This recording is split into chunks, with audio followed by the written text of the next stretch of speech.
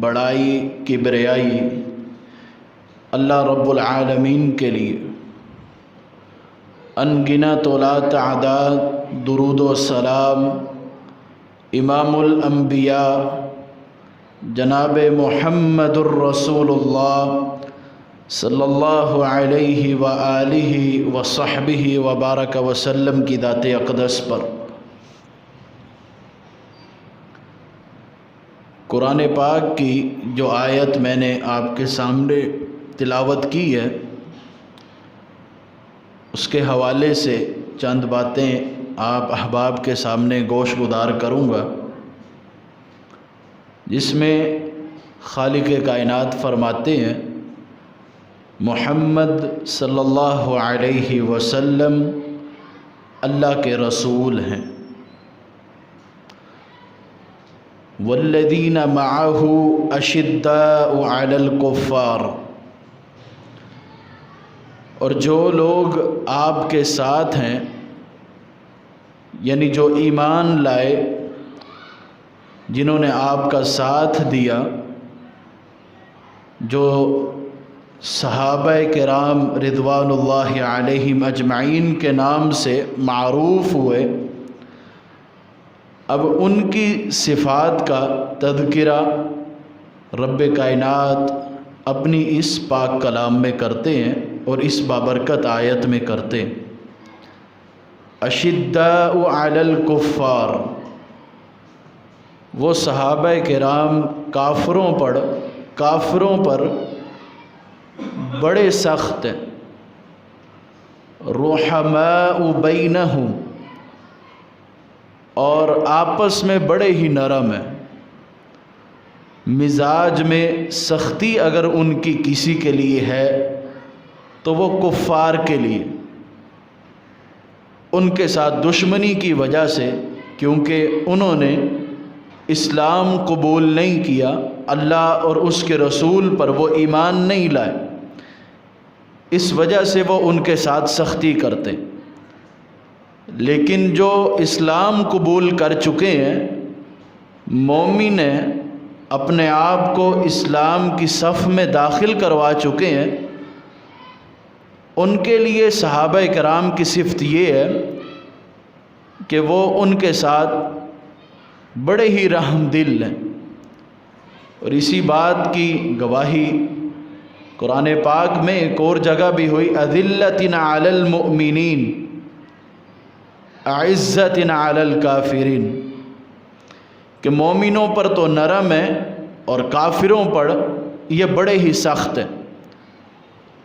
یہاں جو آیت میں نے ابھی پڑھی ہے، اس میں اللہ سبحانہ و تعالی اپنے محبوب ترین لوگوں کی صفات کا تذکرہ کرتے ہوئے ان میں سے ایک صفت یہ بھی ذکر کی کہ سختی اگر ان کی کسی کے لیے ہے تو وہ کفار کے لیے، اور نرمی ان کی اگر ہے تو وہ مسلمان اور ایمان والوں کے لیے۔ جو صفت صحابہ کرام کی ہے تو ہمیں بھی اس طرح کی صفات کو اپنانا چاہیے۔ اشداء علی الکفار رحماء بینہم، یہ دو صفتیں۔ تیسری صفت ان کی یہ ہے تراہم رکعا سجدا، آپ ان کو رکوع کی حالت میں دیکھیں گے اور سجدے کی حالت میں دیکھیں گے، یعنی ان کی ایک صفت یہ بھی ہے کہ یہ کثرت سے اللہ کی بارگاہ میں جھکتے ہیں، نوافل پڑھتے ہیں، اور اپنے رب کو راضی کرنے کے لیے رکوع اور سجود کرتے ہیں۔ یبتغون فضلا من اللہ ورضوانا، ایک صفت یہ ہے کہ وہ اللہ سبحانہ و تعالی کا فضل اور اس کی خوشنودی کو تلاش کرتے، یعنی جس کام کے کرنے میں اللہ کا فضل حاصل ہوتا ہے یا جس کام کے کرنے سے اللہ خوش ہوتا ہے،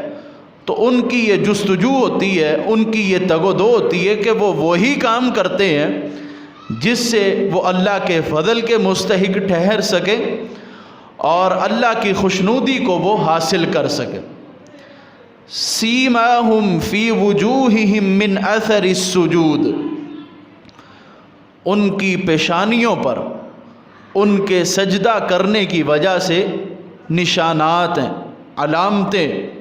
مفسرین اس کی کئی تفسیریں کرتے ہیں کہ نمازیں پڑھنے کی وجہ سے، کثرت سے سجود کرنے کی وجہ سے ان کی پیشانی پر نشانات پڑ چکے،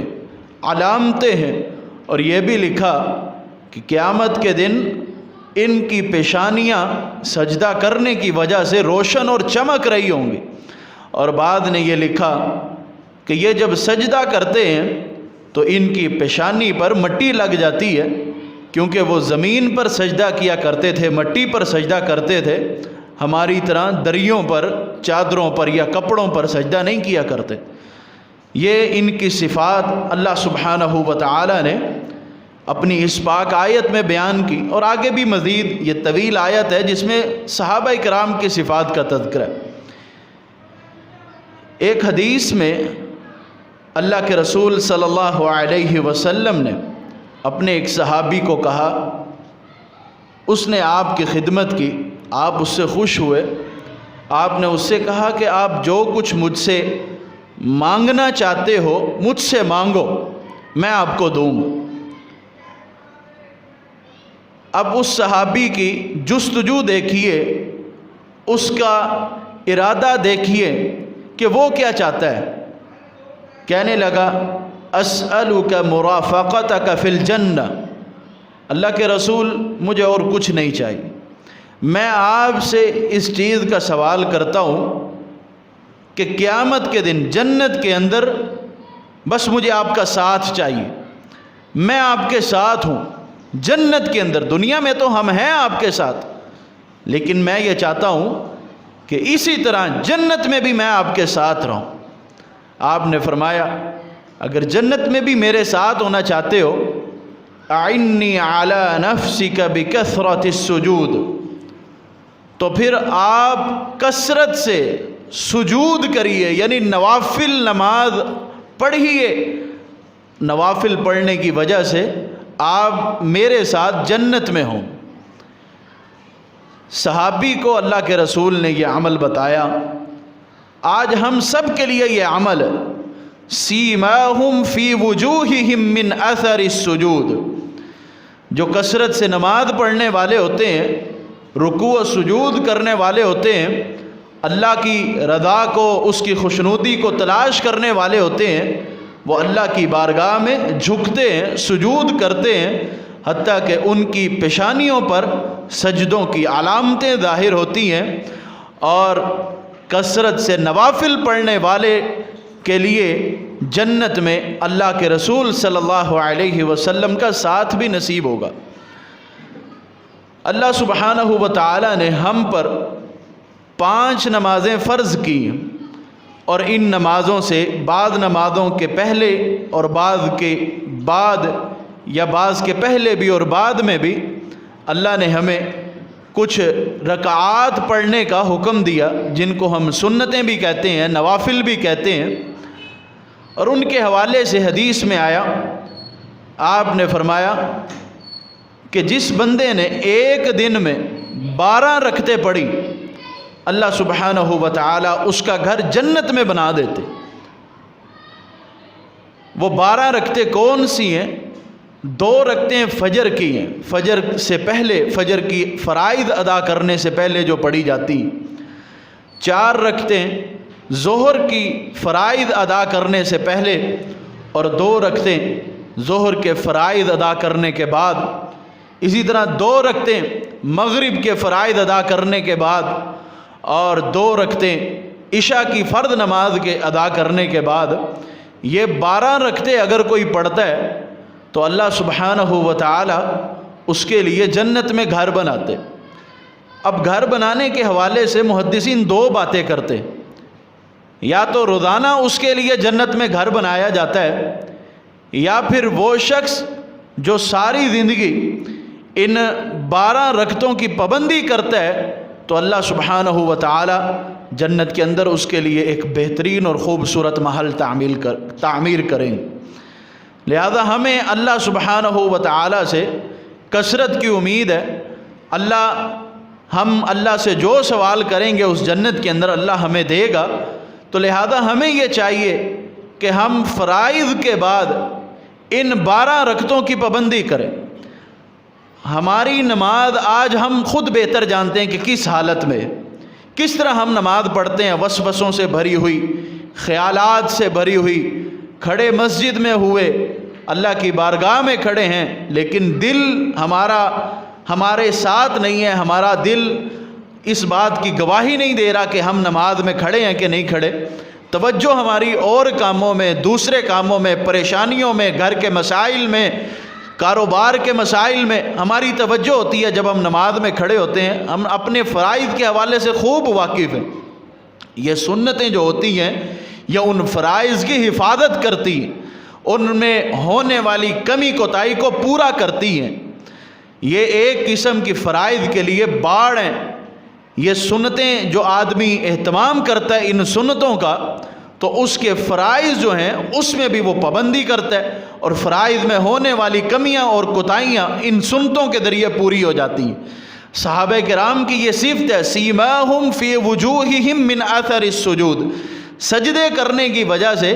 ان کی پیشانیوں پر نشان پڑ چکے ہیں۔ لہذا ہمیں یہ چاہیے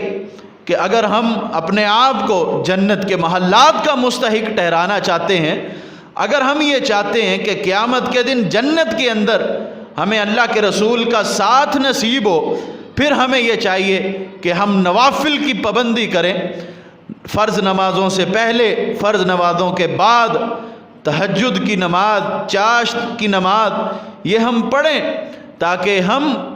اللہ سبحانہ و تعالیٰ کے پیارے حبیب جناب محمد الرسول اللہ صلی اللہ علیہ وسلم کے ساتھ کے مستحق ٹھہر سکے۔ ذالک مثلہم فی التوراۃ ومثلہم فی الانجیل، صحابہ کرام کی یہ مثالیں اللہ نے تورات میں بھی بیان کی ہیں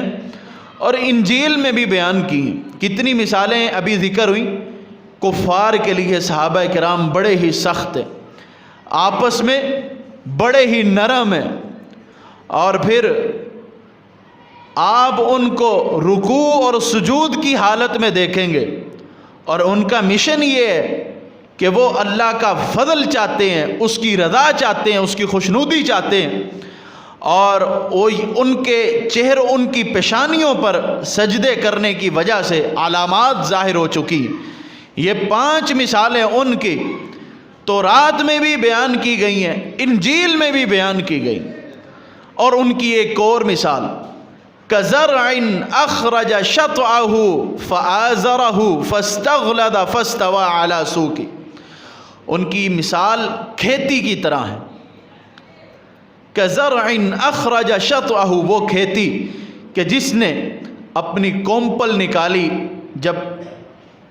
بیج بویا جاتا ہے اور بیج جب زمین سے نکلتا ہے، ایک نرم سی چیز ہوتی ہے جس کو ہم ہماری زبان میں کومپل بولتے ہیں، اور جو کھیتی باڑی کرتے ہیں وہ اس سے اچھی طرح آگاہ اور واقف ہیں۔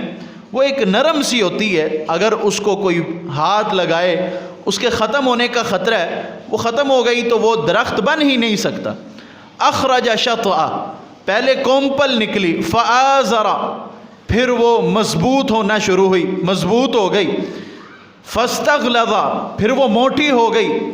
فاستوى علی سوقی، اب آخری سٹیج یہ ہے کہ اب وہ اپنے تنے پر کھڑی ہو گئی، وہ کھیتی اپنے تنے پر کھڑی ہو گئی، یعنی پک کے مکمل طور پر تیار ہو گئی۔ اب جب کھیتی تیار ہو گئی ہے، اب جب کسان اپنی کھیتی کو دیکھتا ہے بڑا خوش ہوتا ہے کہ میری کھیتی اللہ کے حکم سے تیار ہو گئی، اب میری محنت ضائع نہیں جائے گی، اب میں اس سے فائدہ حاصل کروں گا۔ یعجب الزراع، کھیتی کرنے والے کو وہ کھیتی جب پک جاتی ہے بڑی ہی پسند ہوتی ہے، لیغیظ بہم الکفار۔ اب جب وہ کھیتی پک چکی ہے، اب جو کافر ہیں ان کو اس کھیتی کے پکنے پر شدید غصہ ہے۔ یہ تو مثال تھی جو میں نے قرآن پاک کا ترجمہ کر کے آپ کو میں نے بیان کیا۔ اب یہ مثال اللہ نے صحابہ کرام کے حوالے سے دی۔ اب ہم ذرا رسول اکرم صلی اللہ علیہ وسلم کے دور کی طرف متوجہ ہوں۔ اللہ کے رسول کا ابتدائی دور جب آپ نے لوگوں کو اسلام کی دعوت دی، کتنے کمزور تھے؟ اس طرح کمزور تھے جس طرح وہ زمین سے نکلنے والی وہ جو کومپل ہوتی ہے کمزور ہوتی ہے، اگر کوئی اس کو اس وقت مسل دے تو ختم ہو سکتی۔ اس وقت ابتدائی دور میں انتہائی کمزور تھے، تو اللہ سبحانہ و تعالیٰ کی مدد سے، اللہ کی نصرت سے پھر آپ کی جماعت مضبوط ہوئی اور کثیر تعداد میں ہو گئی، حتیٰ کہ ایک وقت آ گیا کہ اپنے تنے پر کھڑی ہو گئی، یعنی کہ اب ان کو کوئی بھی ختم نہیں کر سکتا تھا۔ جنگوں میں کفار کو انہوں نے شکست دے دی، اسلام کا بول بالا ہو چکا، اور لوگ دھڑا دھڑ فوج در فوج اسلام میں داخل ہو رہے ہیں، اسلام کو قبول کر رہے ہیں۔ یعنی وہ جو ایک بوٹا کسی نے لگایا تھا اب وہ پک کر تیار ہو گیا۔ اب جب بوٹا پک کے تیار ہو گیا، کھیتی بالکل تیار ہے، اب جب اسلام بالکل بلندی پہ ہے، اب جو کفار ہیں ان سے اسلام کی بلندی دیکھی نہیں جاتی، وہ اس سے غصے میں اور بھڑاس میں آتے۔ یہی وہ آیت ہے جس کی بنا پر مفسرین اور محدثین نے، میں اپنی بات نہیں کر رہا، یہ بات قرآن پاک کی بات ہے، قرآن پاک یہ بات کہہ رہا ہے، اور جس کی طرف محدثین مفسرین نے اشارہ کیا کہ قرآن نے اس آدمی کو کافر کہا ہے جو صحابہ کرام رضوان اللہ علیہم اجمعین کے ذات بغض کرتا ہے۔ لیغیظ بہم الکفار، یہ جو کافر ہیں وہ ان کی وجہ سے، ان صحابہ کی وجہ سے پریشان میں، غصے میں ہے کہ یہ بڑھ کیوں گئے، ان کی جماعت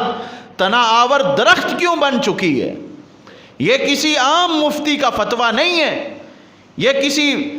مفتی کا یا کسی عام آدمی کی بات نہیں ہے، یہ بات اگر ہے تو اللہ کے پیارے کلام کی بات ہے۔ اللہ سبحانہ و تعالیٰ نے اپنی کلام میں یہ کہا کہ جو صحابہ کے ذات بغض رکھتا ہے وہ کافر ہے۔ لیغیظ بہم الکفار، صحابہ پر ہونے والے انعامات، صحابہ کو ملنے والی نعمتیں، ان کو ملنے والی بشارتیں، ان کو ملنے والے جنت میں محلات، یہ کافروں سے برداشت ہی نہیں ہے۔ وعد اللہ الذین آمنوا وعملوا الصالحات منہم مغفرۃ واجرا عظیما۔ اللہ نے آخر میں ایک اعلان کیا، اللہ نے ان لوگوں کے ساتھ وعدہ کیا جو ایمان لائے اور انہوں نے عمل صالح کیے، ایمان لائے اور عمل صالح کیے، یعنی یہ جو صحابہ کرام ایمان لائے اور پھر انہوں نے نیک اعمال کیے، منہم مغفرۃ واجرا عظیما، اللہ نے ان سے وعدہ کس چیز کا کیا ہے؟ اللہ نے ان کو بخش دینے، اور اللہ نے ان کے لیے بہت ہی بڑا اجر تیار کر رکھا ہے۔ یہ وہ انعام ہے جو اللہ سبحانہ و تعالیٰ کی طرف سے صحابہ کرام رضوان اللہ علیہم اجمعین کو ملنا ہے، اور آج ہم بھی اس انعام میں شامل ہو سکتے ہیں اگر ہم بھی وہی صفات اپنائیں جو صفات صحابہ کرام کی تھی۔ اس آیت میں 5 صفتیں اللہ نے ذکر کی ہیں۔ اشداء علی الکفار، کافروں پر سخت ہیں، آپس میں بڑے نرم ہیں، اور پھر آپ ان کو رکوع اور سجود کی حالت میں دیکھیں گے، نوافل پڑھتے ہیں، یہ اللہ کی عبادت کرتے ہیں، ان کی زندگی کا مقصد یہ ہے اللہ ان سے راضی ہو جائے، یہ اللہ کی خوشنودی کو حاصل کر لیں، اللہ کے فضل کو حاصل کر لیں۔ اور 5ویں بات ان کی یہ ہے، یہ اللہ کی اتنی عبادت کرتے ہیں، اتنا سجدوں میں گرتے ہیں کہ سجدے کرنے کی وجہ سے ان کی پیشانی پر سجدوں کی علامتیں ظاہر ہیں، سجدوں کے نشانات ہیں، اور جو قیامت کے دن ان کی پیشانی پر ان سجدوں کی وجہ سے نور چمک رہا ہوگا۔ یہ 5 صفات اگر ہم آج اپنے اندر اپنا لیتے ہیں تو اللہ کا وعدہ کیا ہے؟ جو ایمان لایا اور انہوں نے نیک عمل کیا، اللہ نے اس کے لیے بخشش کا وعدہ کیا ہے، اجر عظیم کا وعدہ کیا۔ لہذا اللہ سبحانہ و تعالی ہمیں بھی ان صفات کو اپنانے کی توفیق دے۔